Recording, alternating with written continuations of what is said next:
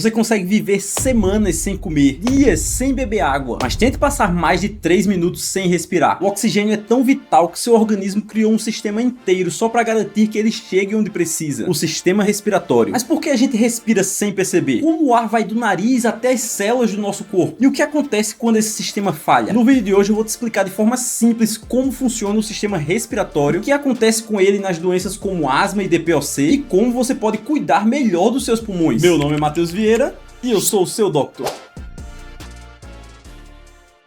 O sistema respiratório é o conjunto de estruturas do corpo humano responsável por algo essencial: garantir que o oxigênio entre no seu corpo e o gás carbônico, que é um resíduo do funcionamento das células, saia. Pensa assim, suas células são como pequenas fábricas. Elas precisam de oxigênio para funcionar e no final do processo geram lixo, nesse caso, o gás carbônico. E quem faz essa logística de entrada e saída? O sistema respiratório. Esse sistema é formado por várias partes, desde a entrada do ar até o ponto onde o oxigênio é entregue ao sangue. E ele não só transporta o ar, ele filtra, aquece e umidifica esse ar para que ele chegue tratado nos seus pulmões. Isso protege os seus alvéolos, que são super sensíveis. E aqui vai um detalhe interessante: o sistema respiratório não funciona sozinho, ele funciona em parceria com o sistema circulatório. Ou seja, não adianta o ar entrar se o sangue não estiver pronto para pegar esse oxigênio e levar para todas as células do corpo. É um verdadeiro trabalho em equipe. Então guarda isso: o sistema respiratório tem duas funções principais: levar oxigênio até o sangue e eliminar gás carbônico do corpo. E tudo isso funciona de forma automática o tempo todo, mesmo quando você está dormindo.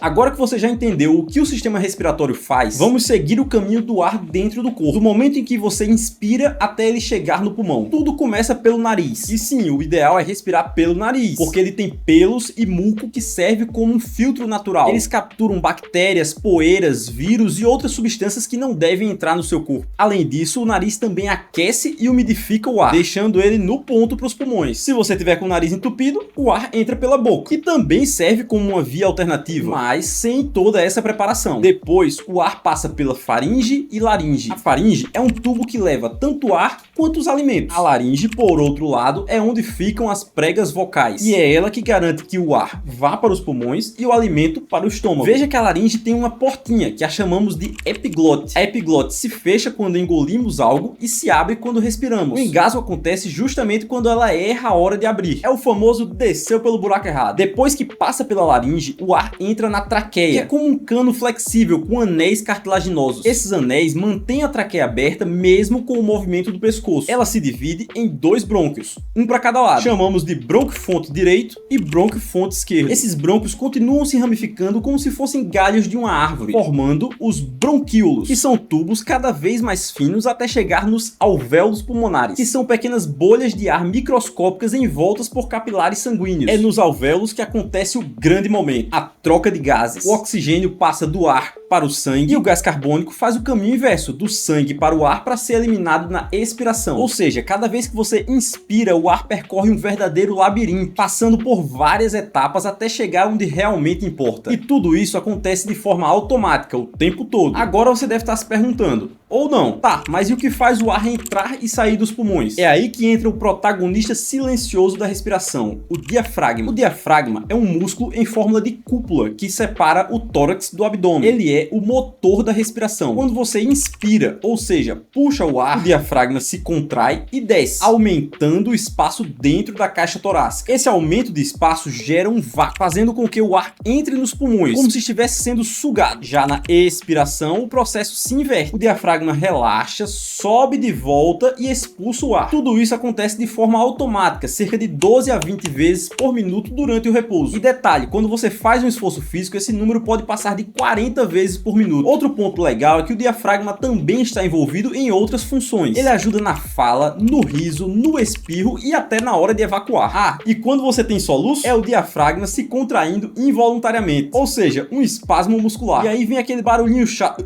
que todo mundo conhece. Então, por mais que seja discreto, o diafragma é essencial para manter o ar entrando e saindo dos pulmões o tempo todo. Sem ele, simplesmente não dá para respirar. Como ocorre a troca gasosa? Beleza, o ar entrou, passou por todo o caminho e chegou no alvéolo. Mas o que acontece ali dentro? É nos alvéolos pulmonares que acontece a mágica da respiração, a troca gasosa. Como eu já disse para vocês, os alvéolos são pequenas bolhas, parecidas com cachos de uvas, que ficam no final dos bronquíolos. Cada um deles é envolvido por uma rede finíssima de vasos vasos sanguíneos chamados de capilares. Essa estrutura forma uma área de contato enorme. Estamos falando de mais de 70 metros quadrados em um adulto. É quase uma quadra de tênis inteira dentro do seu pulmão. Quando o ar rico em oxigênio chega nos alvéolos, esse oxigênio atravessa a parede fina do alvéolo, entra nos capilares e se liga à hemoglobina, que é uma proteína presente nas hemácias, os glóbulos vermelhos do sangue. A hemoglobina funciona como um Uber que transporta o oxigênio para todas as células do corpo. Ao mesmo tempo, o gás carbônico, que é o lixo produzido pelas células, viaja no sangue até os pulmões. Lá, ele faz o caminho inverso, sai dos capilares, entra nos alvéolos e é eliminado quando você expira. Tudo isso acontece em frações de segundo e de forma muito eficiente. Seu corpo faz isso automaticamente milhões de vezes por dia sem mesmo que você perceba. É como se a cada respiração o organismo renovasse o combustível do seu corpo e jogasse fora o lixo da queima. Tudo ao mesmo tempo. E é exatamente por isso que quando o sistema respiratório falha, o impacto é imediato. O corpo sente falta de oxigênio e começa a acumular gás carbônico, o que pode levar a sintomas graves ou até a morte em poucos minutos. Agora que você já entendeu como tudo deveria funcionar perfeitamente, vamos falar do que acontece quando o sistema respiratório falha. E, infelizmente, isso é mais comum do que parece. Vamos começar pela asma. A asma é uma condição inflamatória crônica dos brônquios, aqueles tubos que levam o ar até os pulmões. Quando alguém tem uma crise asmática, esses brônquios se contraem, incham e produzem muco em excesso. Resultado, o ar tem dificuldade para passar. A pessoa sente falta de ar, chiado no peito e uma tosse crônica que parece não ter fim. Já tem um vídeo explicando direitinho isso aí, vai estar aparecendo aqui nos cards.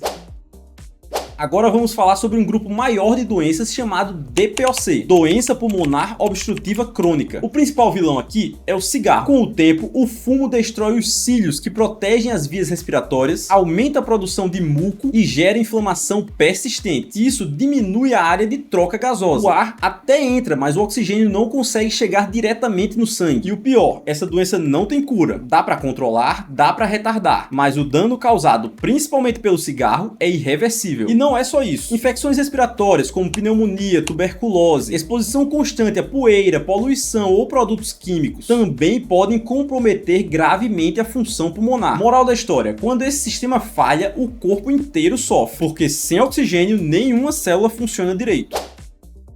Agora deixa eu te contar umas curiosidades que pouca gente sabe, mas que são incríveis. Você respira cerca de 20 mil vezes por dia. Mesmo sem pensar, seu corpo está trabalhando o tempo todo para manter esse ciclo de entrada e saída de ar funcionando perfeitamente. Os pulmões de um adulto podem armazenar até 6 litros de ar, mas na respiração normal a gente usa menos de 1 litro por vez. Ou seja, a maior parte da capacidade pulmonar só é usada durante os esforços, tipo correr, subir uma escada ou até dar um grito durante um jogo.